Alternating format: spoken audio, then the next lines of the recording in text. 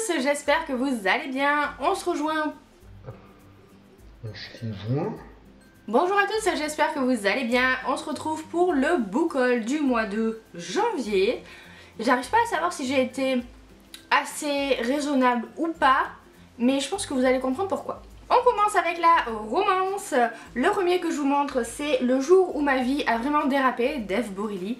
Si vous avez vu mes updates lecture précédents, vous savez que j'ai beaucoup aimé Devine qui vient pour Noël, qui est un recueil de nouvelles d'auteurs de romances françaises. Et dedans, il y avait une nouvelle d'Eve Borelli qui m'a fait mourir de rire. Ce qui a fait que j'ai eu envie de découvrir cet auteur, ce qui a fait que je me suis lâchée sur celui-ci. Enfin, lâchée. Il est à 5 € le livre, donc tout est relatif. Dans cette romance, on va suivre Lizzie qui travaille dans un zoo et il y a un jeune homme, Lucas, qui est venu pour l'interviewer. Sauf qu'ils se sont déjà rencontrés la veille dans des circonstances pas tout à fait normales, on va dire. Et voilà, j'en sais pas plus, ça a l'air d'être vraiment drôle, vraiment mignon. Donc je sais que ça sera une lecture parfaite entre deux bouquins un petit peu plus compliqués.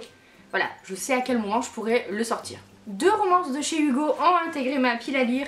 Le premier, c'est La princesse de papier d'Erin Wyatt, qui est un bouquin qui a fait un carton, vraiment. Du coup, j'attendais sa sortie poche pour me le prendre. D'ailleurs, il est dans le top 3, c'est ça?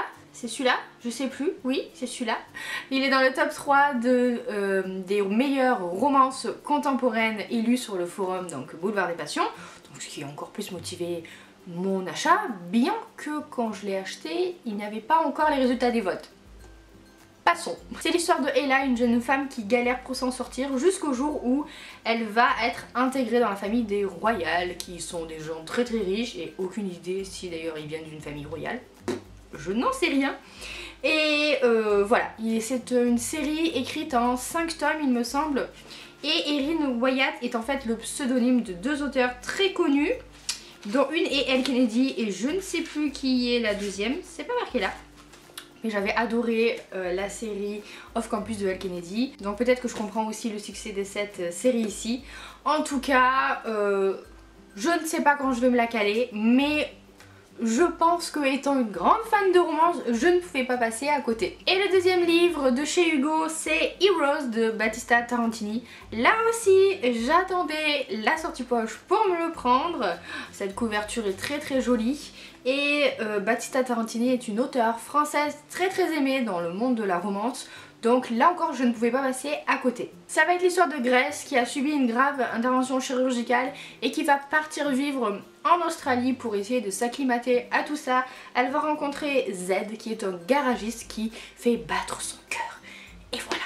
J'ai jamais lu de bouquins se passant en Australie, ou du moins de bouquins contemporains. Donc voilà, je me dis pourquoi pas, ce qui me permettra de découvrir enfin l'auteur. On change de registre avec un livre dont j'attendais là aussi la sortie poche pour me le prendre, donc on reste dans la même thématique mine de rien. C'est un bouquin de Martha Hall Kelly, donc je pense que vous l'avez vu passer partout. Le lilas ne refleurit qu'après un hiver rigoureux. J'ai décidé de lire un petit peu plus de romans historiques. En plus c'est en lien avec la Seconde Guerre mondiale puisqu'on va suivre le destin de 3 femmes en 1939 en Pologne. Et j'ai vu passer seulement de très bons avis sur ce livre, limite que des coups de cœur. Donc je me dis que voilà, il m'appelait celui-là. Et quand j'ai vu qu'il sortait en poche, je l'ai vu par hasard en librairie, je me suis dit non mais attends, c'est bien ce que je crois. Je l'ai tout de suite acheté, j'ai même pas réfléchi hein. Et voilà, là non plus je sais pas quand est-ce que je vais le lire. Mais j'en ai très envie. Un livre que vous avez vu passer dans ma vidéo précédente sur les 10 livres que je veux absolument lire en 2019, c'est L'ours et le rossignol de Catherine Arden. J'ai vu ce livre partout sur la blogosphère américaine et pourtant cette sortie française est passée un petit peu inaperçue, ce que je ne comprends pas. Apparemment, si vous avez aimé Déraciné de Naomi Novik, vous allez adorer ce livre-là. Et rien que quand on m'a dit ça, je me suis dit allez c'est bon, toi hop, wishlist, c'est bon, tu es dans mon panier. Et voilà, c'est de la fantasy inspirée de contes russes. J'ai très hâte de le lire. c'est un bouquin qui a déjà d'autres tomes parus en VO, donc j'espère vraiment qu'il va marcher pour pouvoir avoir la suite. Oui, la nana elle a même pas encore lu le premier tome, qu'elle espère déjà que les autres tomes soient sortis en français. Bon, vous me connaissez. En tout cas, il me fait vraiment très envie. On passe au young adulte, mais toujours dans l'optique, j'attends sa sortie poche pour me le prendre. C'est Tortue à l'infini de John Green. Voilà, je n'ai vu passer que d'excellents avis sur ce livre. La couverture en effet très étrange, plastique, tout ça, du grand format me disait bien, mais je pense que quand le poche sort, entre le prix et le gain de place dans les bibliothèques, il n'y a pas photo, donc j'ai attendu. Ça va parler d'une jeune fille, Asa, qui a 16 ans et qui souffre de gros troubles obsessionnels du comportement. Et il va y avoir une sorte d'enquête, j'en sais pas plus. Mais apparemment c'est le bouquin le plus autobiographique que John Green a fait. Il paraît qu'il est juste merveilleux, donc voilà. Pourquoi se priver? En young adulte toujours, mais un peu plus roman, c'est Mission Séduction de Lorraine Ressart que j'ai eu en service presse de la part des éditions Hachette. Ça va être l'histoire de Roméo qui a 20 ans et qui est agent en séduction. Sa mission à chaque fois c'est de redonner goût au bonheur à des filles qui sont en souffrance. Et le problème c'est que Héloïse, qui est sa nouvelle cible, le tient en échec. Alors, qui des deux va tomber amoureux? Bref, vous voyez déjà le scénario. Ça avait l'air tout mignon et j'ai vu passer de bons avis sur mais bien sûr de bons avis sur ce livre, donc j'ai pas hésité très longtemps et celui-ci il sera lu en février. Et enfin on va passer au gros craquage de cette vidéo, c'est-à-dire que c'est là où je me suis posé la question si j'ai été raisonnable ou pas, puisque ces deux livres là n'étaient absolument pas prévus en achat.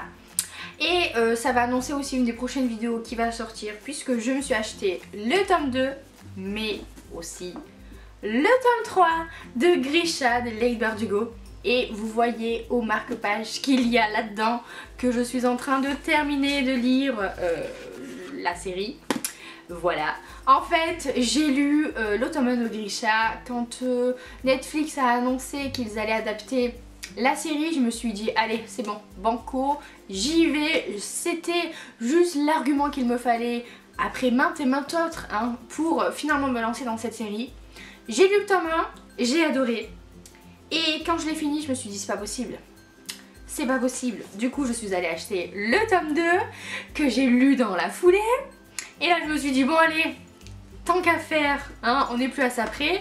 Je suis allée m'acheter le tome 3 que j'ai aussi lu dans la foulée, que je suis en train de terminer de lire. Donc vous avez compris, vous allez avoir droit à une vidéo sur cette trilogie et je pense parler un petit peu de manière un peu plus générale sur le Grishaverse en intégrant aussi la série Six of Crows.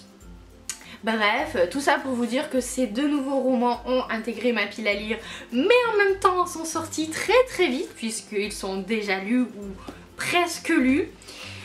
Et voilà, c'est très rare que j'enchaîne les tomes d'une même série. Si vous me connaissez, vous savez que j'aime bien espacer mes lectures à moins d'être complètement immergée dans l'univers, et c'est ce qui s'est passé. Et en même temps, j'aurais pas dû être si surprise que ça, connaissant Leigh Bardugo. Bref, du coup, je vous en reparle très prochainement. Sur ce, cette vidéo est terminée, j'espère qu'elle vous a plu. Je vous attends en commentaire pour que vous me disiez les livres qui ont intégré votre pile à lire, si vous en avez lu certains que je vous ai présentés, ce que vous en avez pensé, quelles sont vos lectures en cours, bref, dites-moi tout ça. Sur ce, je vous laisse, je vous fais plein de bisous, je vous souhaite de très bonnes lectures à venir et à bientôt pour une prochaine vidéo.